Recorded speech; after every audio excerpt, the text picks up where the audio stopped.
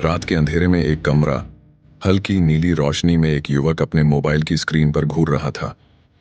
बाहर चांदनी रात थी, लेकिन उसके अंदर अंधेरा था। भय, अपराध बोध और कमजोरी का अंधेरा। यह कहानी है एक ऐसे लड़के की जिसने अपने जीवन की ऊर्जा को व्यर्थ कर दिया, लेकिन जब उसे सच का ज्ञान हुआ तो उसने खुद को एक नई रोशनी में पाया। पहला भाग। बचपन की मासूमियत से बर्बादी की ओर रोहन एक सामान्य मध्यम वर्गीय परिवार का लड़का था। पढ़ाई में अच्छा, खेलकूद में भी ठीक ठाक, लेकिन इंटरनेट की दुनिया में गुम होने के बाद उसकी जिंदगी बदल गई। 14 साल की उम्र में जब उसने पहली बार अश्लील सामग्री देखी तो उसे यह नया और रोमांचक लगा। धीरे धीरे यह उसकी आदत बन गई। पहले सप्ताह में 1-2 बार, फिर रोजाना, और फिर दिन में कई बार। उसे लगा कि यह सिर्फ एक निजी खुशी है, इससे किसी को कोई नुकसान नहीं। लेकिन वह नहीं जानता था कि यह उसकी पूरी जिंदगी तबाह करने वाला है। शुरुआत में उसे कोई फर्क नहीं पड़ा, लेकिन जैसे जैसे समय बीतता गया उसकी याददाश्त कमजोर होने लगी। वह क्लास में सबसे आगे रहने वाला लड़का अब पढ़ाई में पिछड़ने लगा। शरीर में अजीब सी सुस्ती, चेहरे पर पीलापन, आंखों के नीचे काले घेरे और आत्मविश्वास की कमी, सब कुछ धीरे धीरे उसे एक अंधेरे गर्त में धकेल रहा था। दूसरा भाग। बुरी लत का दुष्परिणाम। रोहन को अब अपने अंदर कई बदलाव महसूस होने लगे थे। कमजोरी, थकावट, छोटी छोटी बातों पर गुस्सा और हमेशा अकेले रहने की इच्छा। अब वह दोस्तों से कटने लगा, घर वालों से झूठ बोलने लगा और अपनी ही दुनिया में खोया रहने लगा। उसके माता पिता को भी चिंता होने लगी। एक दिन उसकी माँ ने उससे पूछा, बेटा क्या बात है? पहले तुम बहुत खुश रहते थे, अब हमेशा थके थके लगते हो। रोहन झूठ बोलकर बात टाल देता, लेकिन अंदर से वह खुद को खोखला महसूस करने लगा था। उसे अब सपनों में डरावने दृश्य दिखने लगे, मन अशांत रहने लगा। कभी कभी तो उसे ऐसा लगता कि उसकी पूरी जिंदगी ही नष्ट हो चुकी है। एक दिन जब वह स्कूल में परीक्षा दे रहा था तो अचानक उसकी आंखों के सामने अंधेरा छा गया। वह बेहोश होकर गिर पड़ा। उसे अस्पताल ले जाया गया और जब डॉक्टर ने जांच की तो रिपोर्ट देखकर उसके माता पिता सन्न रह गए। इस लड़के के शरीर में भयानक पोषण की कमी है, खून की कमी है और मानसिक तनाव भी बहुत ज्यादा है। डॉक्टर ने जब रोहन से पूछा कि वह दिन भर क्या करता है तो वह कुछ भी नहीं बोल सका। वह शर्म से सिर झुकाकर बैठ गया। तीसरा भाग। बदलाव की रोशनी। अस्पताल से घर लौटने के बाद रोहन ने खुद को कमरे में बंद कर लिया।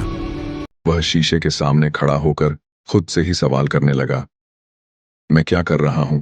क्या सच में मेरी जिंदगी नष्ट हो चुकी है? क्या मैं खुद को संभाल सकता हूं? तभी उसने इंटरनेट पर वीर्य संरक्षण और ब्रह्मचर्य के बारे में पढ़ा। उसे पता चला कि वीर्य सिर्फ एक तरल नहीं, बल्कि जीवन ऊर्जा है। महापुरुषों ने इसका सम्मान किया, इसे बचाया और महान बने। उसने पहली बार जाना कि वीर्य नाश से शरीर और दिमाग दोनों बर्बाद हो सकते हैं। यह उसके लिए एक नए सफर की शुरुआत थी। चौथा भाग। आत्मसुधार की यात्रा। अब रोहन ने प्रण लिया कि वह इस बुरी लत को छोड़ेगा, लेकिन यह आसान नहीं था। पहले दिन ही वह हार गया, लेकिन उसने फिर कोशिश की। उसने अपनी दिनचर्या बदली। सुबह जल्दी उठना शुरू किया, योग और प्राणायाम करने लगा, मोबाइल और इंटरनेट का इस्तेमाल कम कर दिया। नई हॉबीज जैसे पढ़ाई, किताबें पढ़ना और दौड़ लगाना शुरू किया। ध्यान, मेडिटेशन करने लगा, जिससे उसके विचार धीरे धीरे शुद्ध होने लगे।